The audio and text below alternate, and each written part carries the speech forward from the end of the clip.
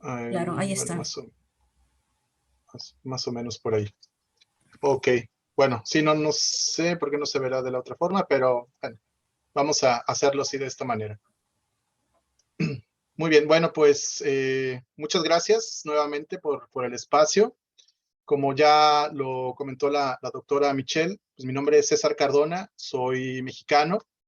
y pues actualmente me desempeño como investigador en el Centro Interdisciplinario de Ciencias Marinas del Instituto Politécnico Nacional.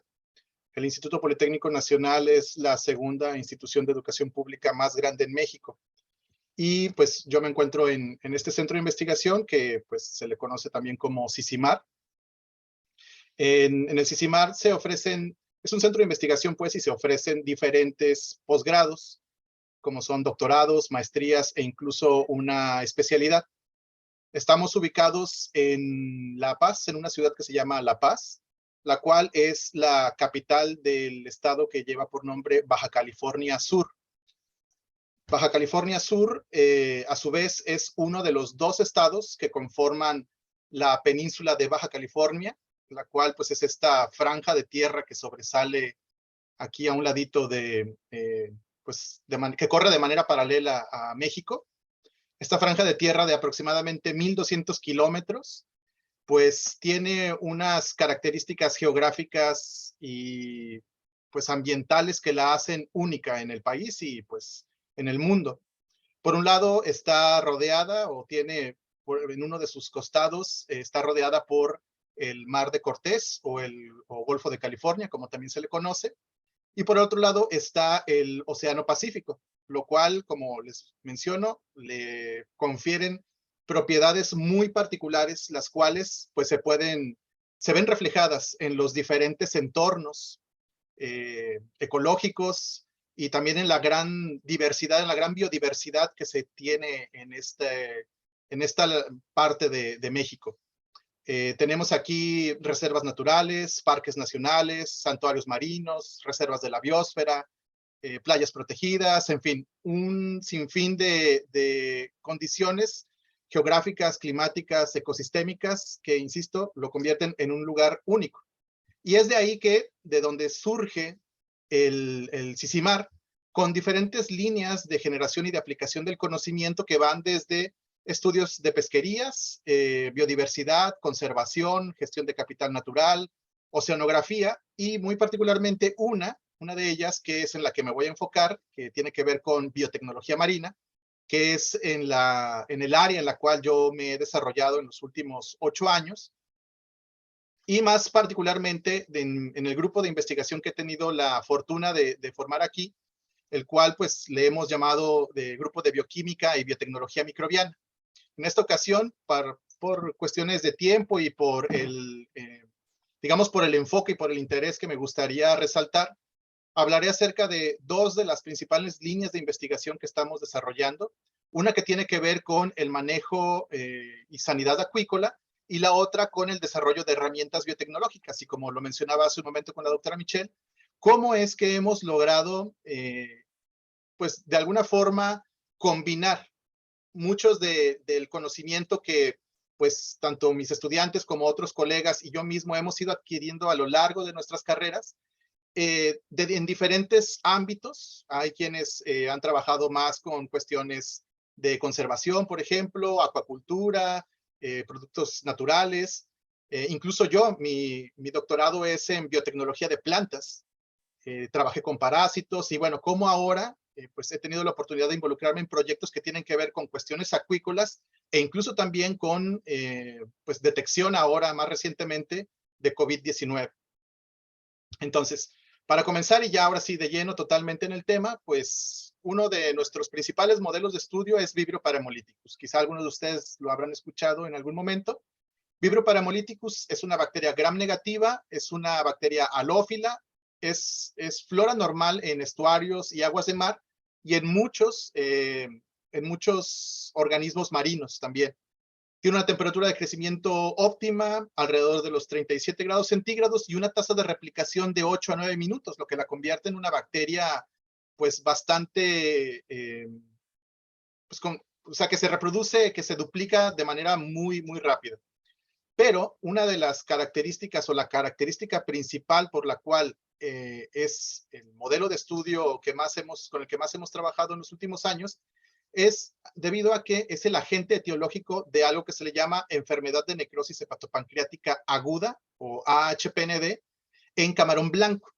El camarón blanco, para quienes quizá no estén muy familiarizados, es pues un crustáceo de importancia económica muy fuerte en algunas regiones del mundo. En México, pues es así. México es uno de los principales productores de camarón blanco, sobre todo para exportación a países asiáticos. Entonces es de ahí que pues para México y para sobre todo la región del Pacífico en donde nos encontramos nosotros, pues es un modelo de estudio importante debido a que es un patógeno de gran importancia para el sector acuícola.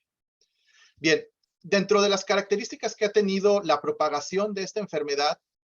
pues es que ha tenido dos tipos de movimiento, dos tipos de propagación. Uno, que le llamamos geográfica o que tiene que ver con una propagación geográfica, una distribución geográfica, comenzando en China en 2009 y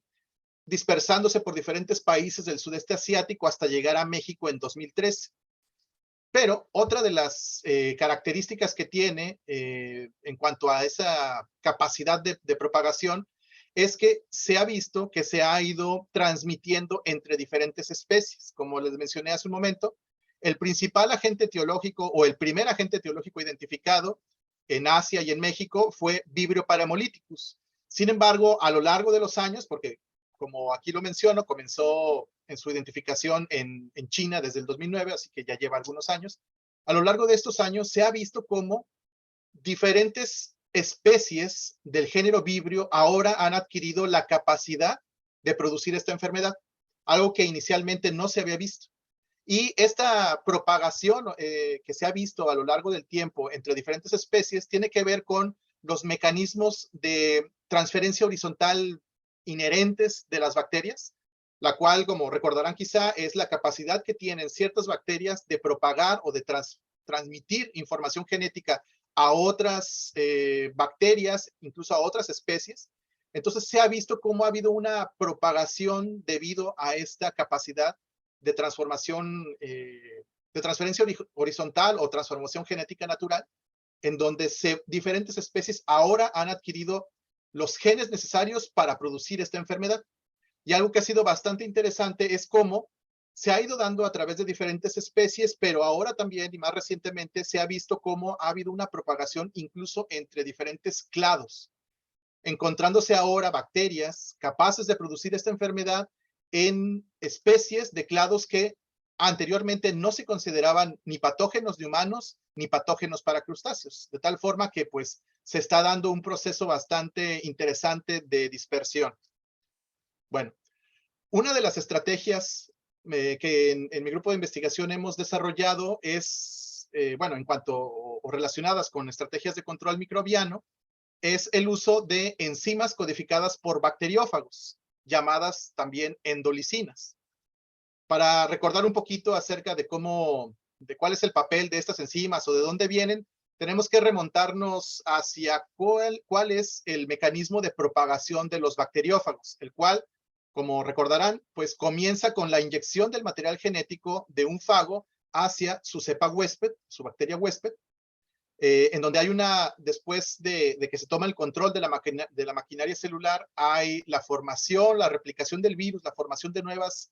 partículas virales, y hay un punto en donde se han formado suficientes de estas partículas virales y se tiene que llevar a cabo la liberación de estas. Ahí es en donde comienza o participan las endolicinas, que en conjunto con otra proteína llamada olina, forman un poro a través de la membrana citoplasmática para que la endolicina pueda acceder a la pared celular. Recordemos que la pared celular es una estructura que está conformada por peptidoglicano en diferentes conformaciones dependiendo de la especie de bacteria de la que estemos hablando, pero está conformada por peptidoglicano. Este peptidoglicano es el sustrato natural de las endolicinas. Dependiendo del tipo de endolicina, pueden cortar en diferentes puntos de las cadenas ramificadas de peptidoglicano, pero en general todas las endolicinas tienen la capacidad de degradarlo. De esta manera se forman poros a través de esta pared celular y pues lo que lleva en primera instancia a un desequilibrio osmótico, lo cual a su vez desencadena pues la ruptura de la desestabilización y la ruptura de la célula y la liberación de los fagos. Ahora bien, algo muy importante también es que cuando la célula estalla, no solamente se liberan las nuevas partículas virales, los nuevos fagos, sino que también se están liberando al medio endolicinas. Es de ahí que estas enzimas ahora pueden tener un papel no solamente desde el interior de la célula, sino también desde el exterior, llevando a cabo la degradación de esta pared de peptidoglicano en el caso de bacterias gram positivas, como vamos a ver un poquito más adelante, esto lo voy a explicar con mayor profundidad más adelante, pero el punto aquí es que estas enzimas ahora pueden actuar desde el exterior haciendo la misma función, desestabilizando la pared celular y permitiendo que las bacterias puedan romperse en este caso. Muy bien. Ahora, algo que también nos llamó mucho la atención cuando comenzamos con esta línea de investigación hace aproximadamente 7 años, es que el estudio de las endolicinas es relativamente reciente. Es decir, no hay tantos estudios como con otros tipos de agentes antimicrobianos, como pueden ser péptidos, por ejemplo, que hay un sinfín de literatura desde hace muchísimos años. En el caso de las endolicinas no es así. Las endolicinas no tiene tanto tiempo en realidad que se han comenzado a estudiar como alternativa antimicrobiana. Sin embargo, con el paso de los años han cobrado cierta relevancia e incluso dentro de las estrategias propuestas por la OMS o a solicitud de la OMS, ya se incluyen las enzimas codificadas por bacteriófagos como una de las alternativas prometedoras como agentes antimicrobianos. Muy bien. Lo que nos llamó la atención, volviendo al punto, es que las endolicinas no habían sido hasta ese momento evaluadas contra patógenos de importancia acuícola y mucho menos bajo condiciones marinas. Entonces es de ahí que pues lo primero que hicimos fue realizar la búsqueda y el diseño de endolicinas recombinantes que pudieran tener efecto contra vibrio paramolíticos. Este es un punto muy importante para el comienzo de esta investigación, debido a que, como les mencioné hace un momento, no se conocía mucho hasta ese momento acerca de endolicinas marinas. Por lo tanto, lo que tuvimos que hacer es realizar búsquedas en la bibliografía, en bases de datos, en el GenBank, en diferentes bases de datos de genes, de enzimas que pudieran tener la capacidad, primero, de atacar a especies del género Vibrio, que generalmente pues, provenían de vibriófagos, su mismo nombre lo dice, pero también que fueran enzimas que tuvieran la capacidad de sobrevivir a ciertas condiciones que fueran cercanas por lo menos a las condiciones marinas. Recordemos que no se habían hecho todavía estudios de estas enzimas bajo estas condiciones, por lo tanto, pues no había un patrón de referencia, un marco de referencia. Entonces, hicimos una búsqueda bibliográfica y en bases de datos utilizando ciertos parámetros en donde para enfocar nuestra búsqueda hacia genes que codificaran para endolicinas, primero de vibriófagos, idealmente, y segundo, que tuvieran o que ya se hubiera demostrado su función bajo ciertas condiciones pues, cercanas a las marinas, sobre todo que trabajaran en alta fuerza iónica. Bueno, de ahí, estos fueron dos de los modelos que encontramos, uno denominado KZ144 y la otra LIS-PA26. Pues nos dimos cuenta que, pues para empezar, no son enzimas que provienen de vibriófagos, son de hecho de fagos que infectan a Pseudomonas aeruginosa. Pero bueno, encontramos que sí se había demostrado que trabajaban bajo condiciones de alta fuerza iónica. Entonces de ahí lo que se hizo fue pues un trabajo de diseño de genes, optimización de genes, síntesis de genes sintéticos, en fin, una serie de trabajo pues ya muy bien establecido para llevar a cabo la clonación y la expresión recombinante de estas enzimas. Utilizamos como medio de expresión Escherichia coli debido a que, pues, al ser enzimas provenientes de bacterias, o sea, si bien vienen de fagos, en realidad son sintetizadas por bacterias, pues no teníamos ningún problema de alguna modificación postransduccional, disculpen, que pudiera estar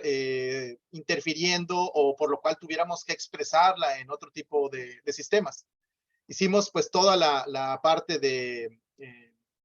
pues, de biología molecular para hacer las clonas, utilizamos bioreactores para expresarlas, utilizamos diferentes sistemas de purificación, diferentes tipos de cromatógrafos, hasta obtener las enzimas purificadas.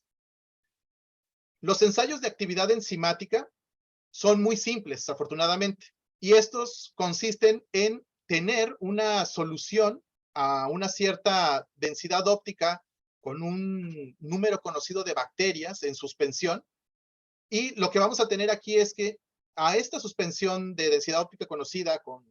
conocido número de bacterias, le vamos a aplicar las endolicinas.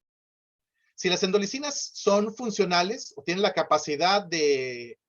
atacar y destruir a las bacterias, pues lo que vamos a tener es un aclaramiento del medio, como se ve en esta fotografía.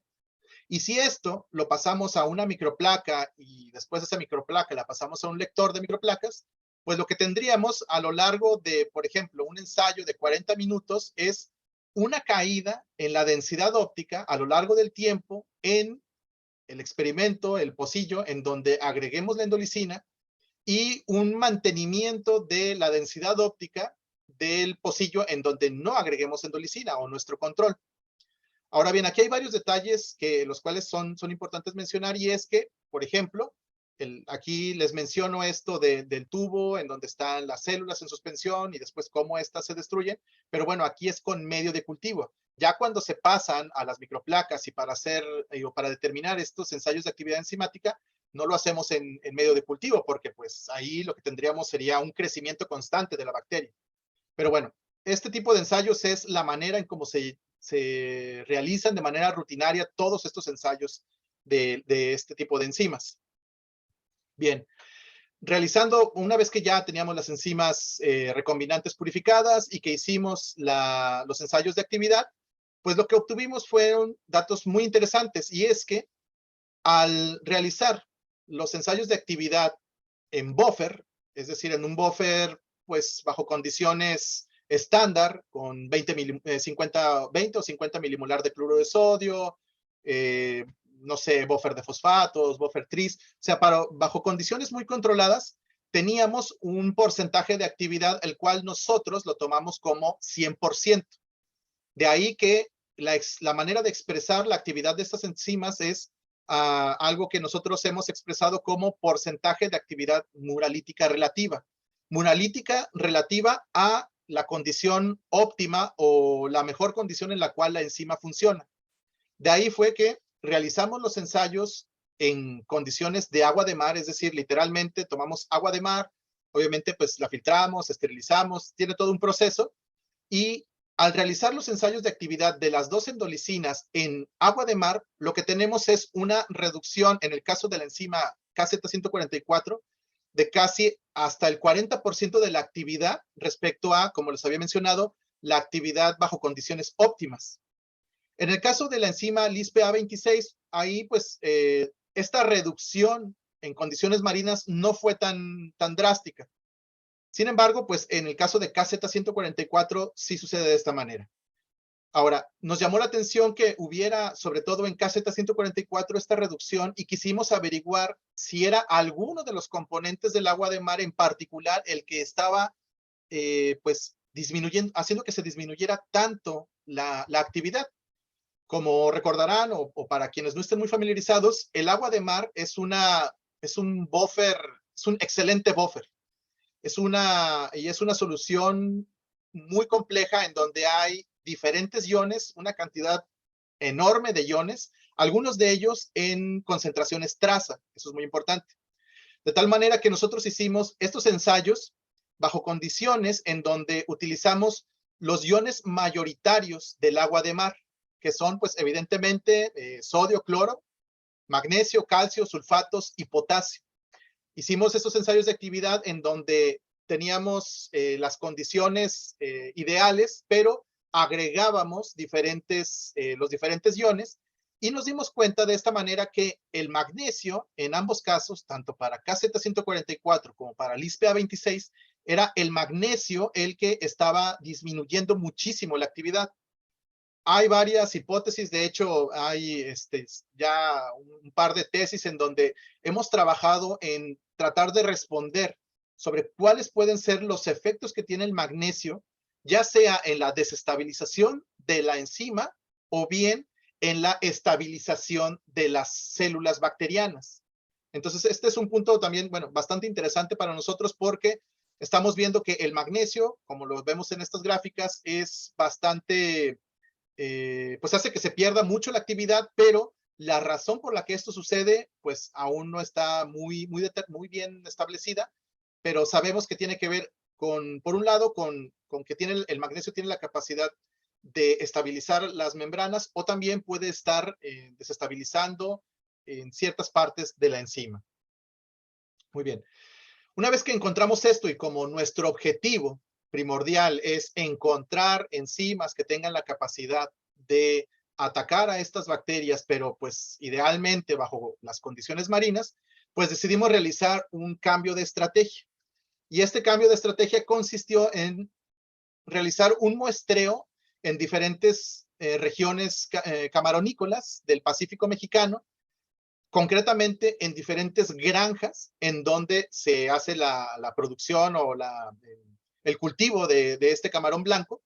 Entonces, se hizo una colecta de muestras, tanto de organismos como de agua, sedimentos, incluso de estanques impactados con alguna enfermedad, sobre todo, o lo que buscábamos era estanques en donde se hubiera identificado ya que estaba presente la enfermedad de la HPND, la que mencionaba al principio, y entonces de ahí se hizo un muestreo y lo que se hizo fue extraer los fagos que se pudieran aislar de esas muestras. De tal forma que lo que se hizo fue una secuenciación masiva enfocada en el viroma de estas muestras para obtener únicamente la información, las secuencias de los bacteriófagos que se lograron aislar de cada una de estas muestras, de estos diferentes entornos, debido a que esta es la manera principal, o bueno, en muchos trabajos alrededor del mundo, esta es la manera en cómo se ha logrado encontrar bacteriófagos que son capaces de reconocer y eliminar a patógenos, a ciertos patógenos particulares, haciéndolo directamente, por ejemplo, de las descargas de aguas residuales de hospitales o, por ejemplo, de las aguas negras, en fin. Directamente de ahí, de donde se encuentran las bacterias patógenas, se puede hacer un aislamiento de los fagos, debido a que muchas veces los fagos están dentro de los patógenos, en algunos casos como profagos, es decir, no son metabólicamente activos, sino que la información genética del bacteriófago está insertada en el material genético de la bacteria, pero pues finalmente ahí está. Entonces lo que nosotros hicimos fue esta secuenciación masiva enfocada al viroma para poder hacer así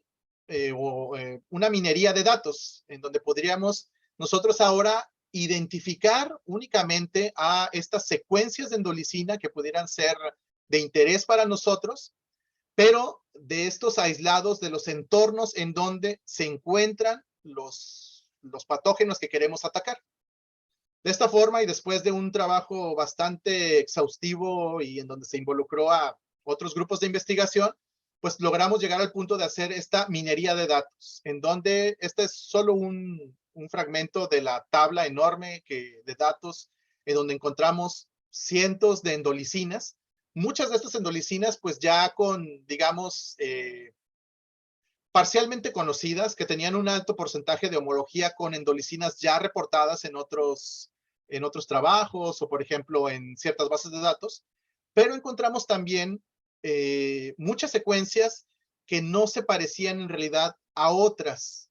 endolicinas, pero que sin embargo sí tenían la presencia de ciertos dominios que son importantes para el reconocimiento, por un lado, o para el mecanismo de lisis bacteriano. Entonces, sobre estos modelos fueron los que nos enfocamos y bueno, este es también un ejemplo, una imagen ilustrativa de algunas de las construcciones genéticas que realizamos con estos genes que pudimos encontrar y aislar directamente de la fuente en donde se estaban llevando a cabo, en algunos casos, no en todos, pero en algunos casos, estos procesos de infección. Y por otro lado, la anterior pues fue una de las estrategias que adoptamos. tomando directamente las muestras, haciendo secuenciación, realizando una biblioteca de estas endolicinas, pero la otra de las estrategias sobre las cuales estamos trabajando es en lo que le llamamos el diseño racional de endolicinas modulares. ¿A qué se refiere esto? Bueno, es la producción de endolicinas con secuencias de aminoácidos que sean cargados positivamente, a los cuales les llamamos enzimas quiméricas. Esto es, y es aquí en donde retomo el punto de la importancia, más bien de la diferencia entre bacterias gram positivas y gram negativas. Como recordaremos, las bacterias gram positivas tienen expuesta la pared celular conformada por peptidoglicano, el cual, como ya lo mencioné, es el sustrato natural de las endolicinas. Sin embargo, en el caso de las bacterias gram negativas, este peptidoglicano es una capa que es mucho más delgada que en el caso de las bacterias gram positivas, pero tiene el gran inconveniente que está rodeado o que tiene la membrana externa, la cual, pues, esta membrana externa es el principal mecanismo o el primer mecanismo de defensa de todas las bacterias gram negativas, que las vuelve menos permeables a no solo a endolicinas, sino a muchísimos otros moléculas con actividad antimicrobiana.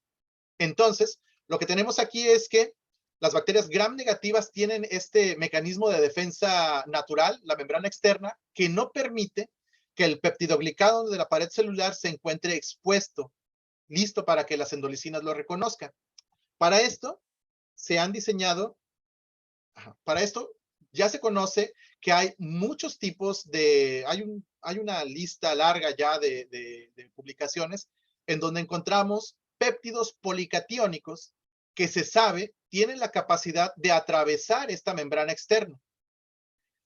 Tienen aplicaciones ya algunos de ellos, pero bueno, nosotros nos enfocamos en buscar algunos de estos péptidos que pudieran atravesar la membrana externa y que nos permitieran hacer la translocación de la endolicina, es decir, de la parte de la endolicina que tiene la capacidad de degradar el peptidoglicano de la pared celular, gracias a esta translocación que se puede lograr con este péptido policatiónico. Entonces lo que hicimos, bueno, fue primeramente y antes de gastar dinero y comprar genes sintéticos en cosas que quizá no iban a funcionar, fue realizar modelados en tercera dimensión, aprovechando que, por ejemplo, en el caso de la endolicina KZ144, ya se conoce su estructura cristalográfica, eso es de grandísima ayuda. Al conocerse ya su estructura cristalográfica, es mucho más fácil hacer un modelado en el cual podamos, por ejemplo, como se ve aquí en donde dice enzima quimérica, modelar la estructura de KZ144 en donde le peguemos la secuencia de este péptido policatiónico y ver en qué parte se ubica. Muchas veces cuando se hacen estas fusiones traduccionales, los pedazos que se fusionan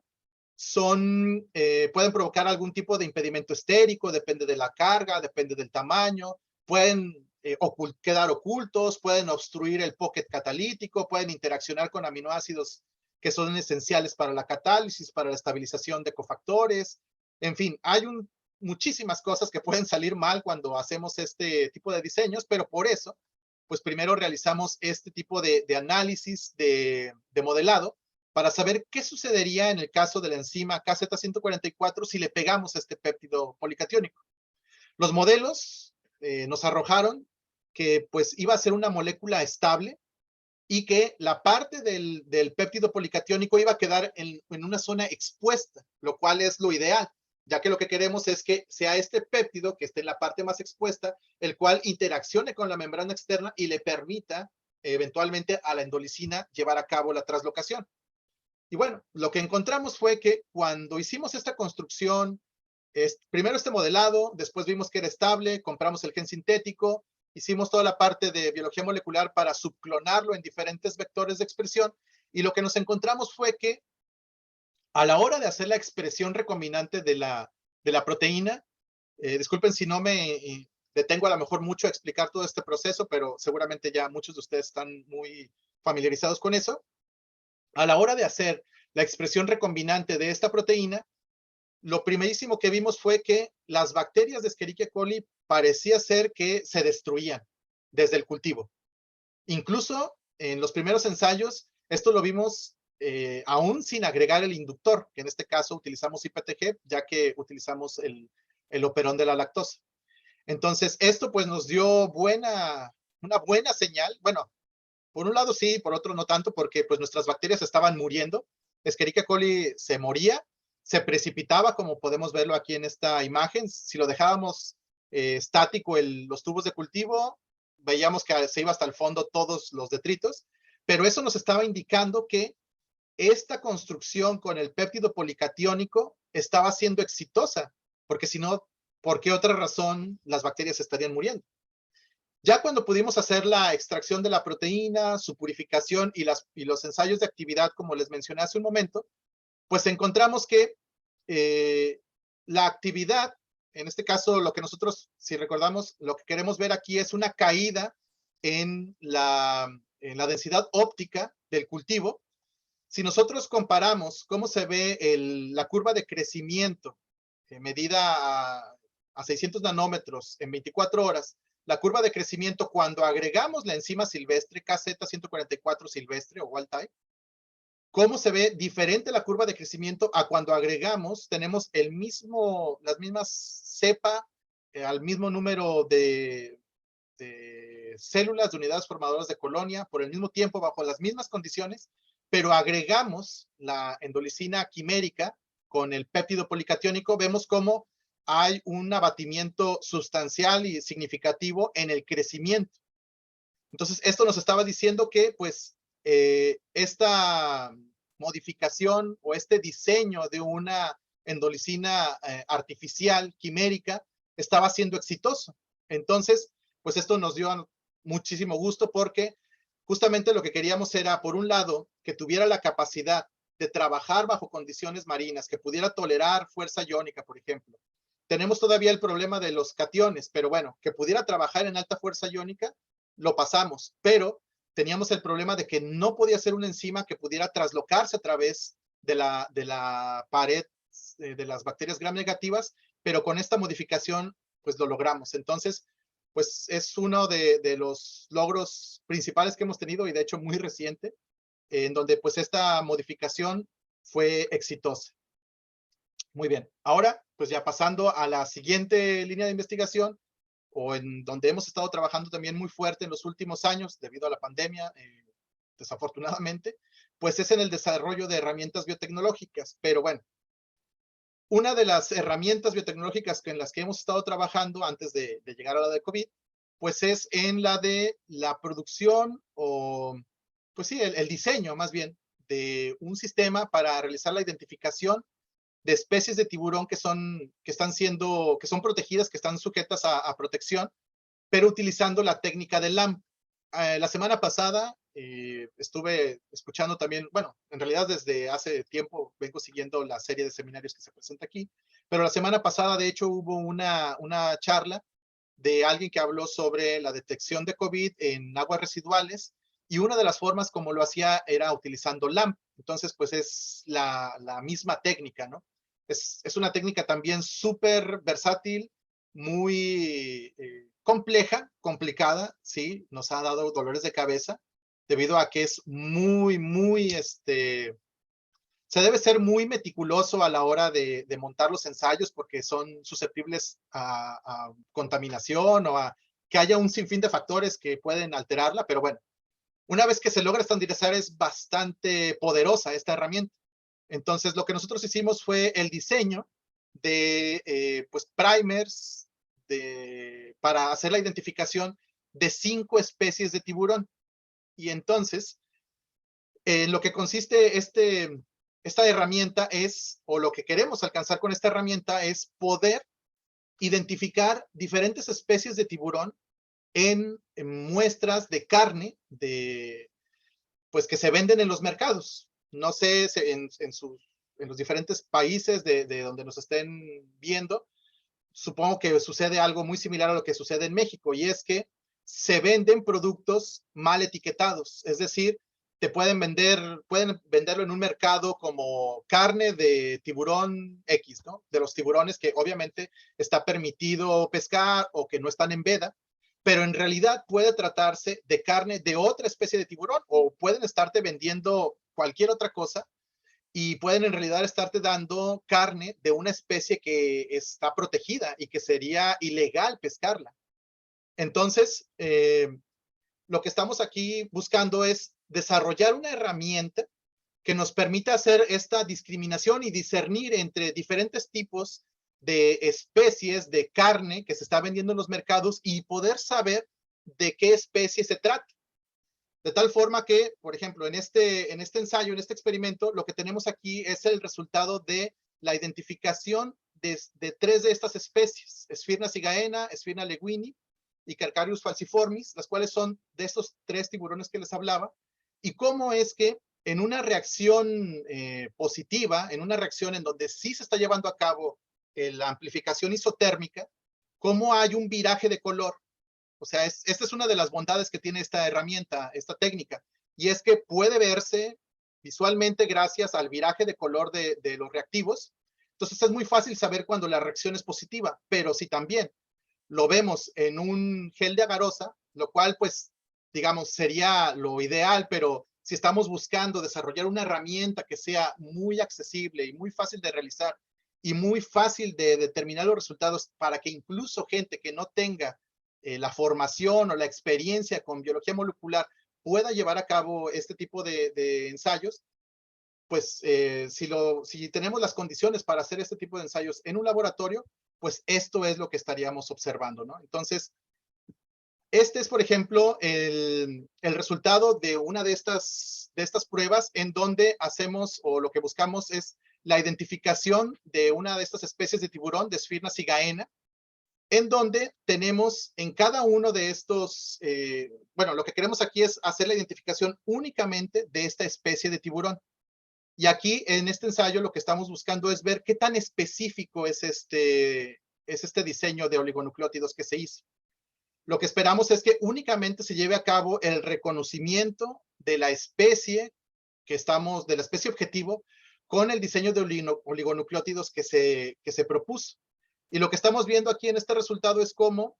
simplemente por el cambio de color, aquí no estamos observando lo que se produce en esta reacción de amplificación isotérmica en un gel de agarosa. Lo que estamos viendo aquí es cómo se observa el cambio de color como positivo, este es un control positivo, únicamente para la identificación de esta especie de tiburón, de Sphyrna cigaena,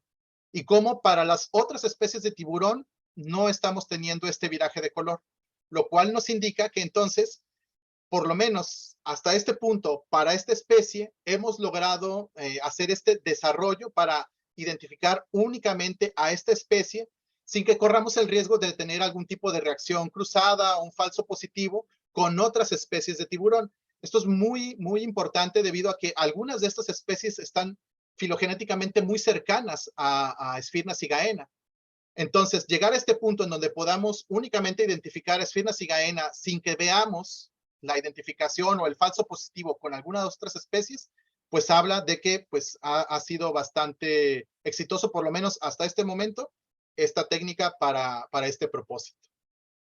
Muy bien. Entonces, otra de las cosas en las que nos hemos pues adentrado, empujados pues como muchos de nosotros por la pandemia, pues fue también ahora en el desarrollo o en la, pues sí, no en el desarrollo, porque ya son enzimas que ya se conocen, pero más bien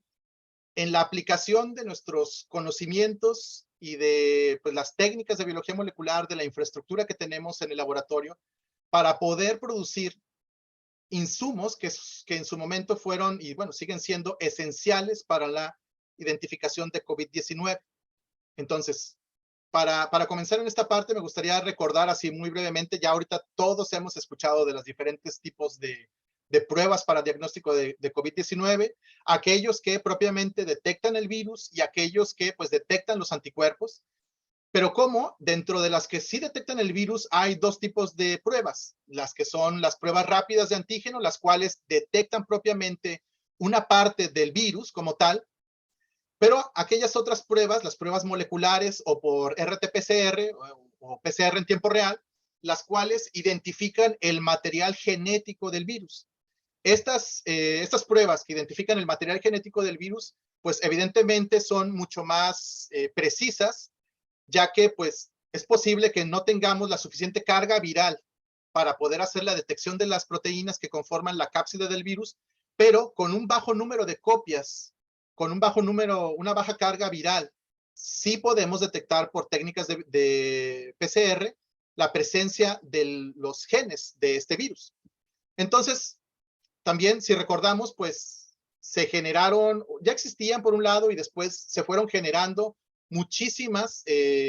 compañías y pues muchos desarrollos en donde se estuvieron produciendo las enzimas para hacer esta detección. Sin embargo, como sucedió en todo el mundo y más en los momentos más críticos de la pandemia, pues hubo una muy fuerte escasez de estos reactivos e incluso en muchos casos se dosificaba su venta. Es decir, únicamente se podían vender a ciertos laboratorios autorizados. Bueno, al menos eso sucedió en México. Solamente se le podían vender a algunos laboratorios autorizados que estaban siendo encargados, sobre todo de gobierno, que estaban siendo los encargados de hacer la detección. Y para todos los demás laboratorios, y pues para investigación no se diga, se limitó muchísimo la venta de estos reactivos. Algunos de estos reactivos, pues fueron, por ejemplo, la TAC polimerasa, o sea, la TAC, que pues es como el caballito de batalla para cualquier laboratorio de biología molecular. Obviamente, pues se trataba de una TAC mucho más, eh, con características que la hacían mucho más precisa, con menor grado de incorporación de errores, etcétera. Otra de las enzimas fue la retrotranscriptasa, en este caso la retrotranscriptasa que se llama MMLV, que es una retrotranscriptasa que se aisló de un virus que provoca leucemia en ratones. Fue una de las enzimas que más se utilizó también para hacer el diagnóstico. Y también, esto ya fue como un plus, un extra que nosotros decidimos, en el que decidimos trabajar también fue en producir la ADN polimerasa A de Bacillus stereothermophilus, que es una polimerasa,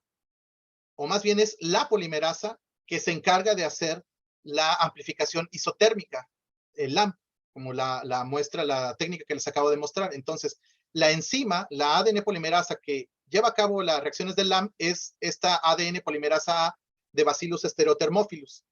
Pues lo que hicimos fue buscar las secuencias, obviamente libres, que ya estuvieran libres de patente, para no meternos en ningún problema, y si no, no lo podría estar mostrando aquí ahorita. Lo que hicimos fue encontrar esas secuencias que ya estaban liberadas y pues con el conocimiento, la experiencia que ya tenemos en biología molecular, pues hacer el diseño de los genes, la optimización, la inserción, su clonación, en fin, todo lo necesario para obtener finalmente las 3 enzimas recombinantes purificadas aquí en nuestro laboratorio, las cuales las utilizamos para hacer la amplificación de los genes utilizamos principalmente el protocolo de Berlín, la identificación de los genes que se identifican en el protocolo de Berlín, para hacer la identificación de muestras de pacientes. Bueno, ya nada más del RNA, pues primero hacíamos la extracción de RNA en otro laboratorio, porque no tenemos las condiciones para realizarlo aquí en CICIMAR, pero bueno, hacíamos la extracción de RNA en otro laboratorio y ya después solo nos traíamos el RNA y utilizábamos las enzimas que nosotros mismos, pues sí, teníamos y obtuvimos aquí mismo en el laboratorio y logramos tener pues los rendimientos por un lado y la actividad pues prácticamente igual a la de las enzimas comerciales. Esto fue tanto para lo que tenía que ver con la retrotranscriptasa y la ADN polimerasa también. Lo que hicimos fue entonces comparar cómo se veían los rendimientos con las enzimas comerciales, lo comparamos con nuestras enzimas y obtuvimos, como les digo, rendimientos bastante cercanos a los que teníamos con las enzimas comerciales. Y incluso pues hasta se hizo el envasado de las enzimas, el etiquetado. Y bueno, en lo que tiene que ver también con la parte de la identificación del mismo SARS-CoV-2, pero a través de la amplificación isotérmica, en la anterior eran las enzimas que se utilizan para hacer la amplificación por RT-PCR, pero para la amplificación por LAMP, también obtuvimos las enzimas en una concentración y en actividad muy cercanos a las comerciales, principalmente a la enzima de New England Biolabs, que es como que el estándar de oro para este tipo de pruebas de LAMP. Entonces obtuvimos la enzima también en condiciones tales que nos permitían hacer una amplificación isotérmica en condiciones de rendimiento muy similares a la enzima comercial. Finalmente, pues también lo que hicimos fue, hacer además de hacer el etiquetado, el envasado de las enzimas, hacer pues obviamente sus fichas técnicas, ¿no? Como cualquier enzima comercial, pues tiene sus fichas técnicas en donde se describe el fundamento de en qué se utiliza, qué contiene pues esos tubos, en este caso, si trae buffer, si no trae buffer, concentraciones de magnesio necesarias, condiciones de reacción óptimas, en fin, todo esto lo pudimos hacer gracias a pues el financiamiento de proyectos de investigación de CONACYT, del Consejo Nacional de Ciencia y Tecnología de México, los cuales lanzaron convocatorias para la presentación de proyectos que atendieran a la emergencia sanitaria por COVID en el momento de la primera ola en México. Es decir, de inmediato hubo respuesta por parte de CONACYT para generar este tipo de convocatorias. Y bueno, fuimos varios los que aplicamos, algunos haciendo nuevos dispositivos para la identificación del virus, otros haciendo estudios poblacionales, en fin, hubo muchísimos proyectos aprobados y bueno, este fue uno de esos proyectos, el cual nos permitió a nosotros poder aportar y colaborar con un pequeño grano de arena en el desarrollo de herramientas pues biotecnológicas, ¿no? Entonces, bueno, esto ya es lo último de la charla. No me queda más que agradecerle nuevamente a la doctora Michelle por el espacio